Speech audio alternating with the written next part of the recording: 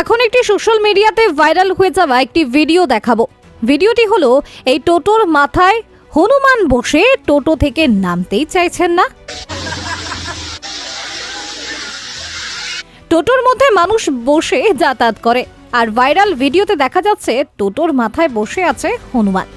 সে হয়তো বুঝতে পেরেছে টোটোর মাথায় না বসলে টোটোর মধ্যে যাত্রীরা বসে যাতায়াত করতে পারবে না, তাই সেই টোটোর মাথায় দিব্যি বসে আছে। টোটো চললেও ভয় নেই তার।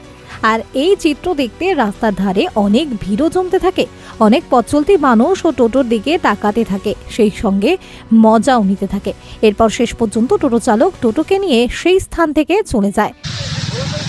এমন মজার ঘটনাটি ঘটেছে বীরভূম জেলার রামপুরহাট স্টেশনের বাইরে বলে জানা যাচ্ছে। Bureau report, KTN Bangla TV.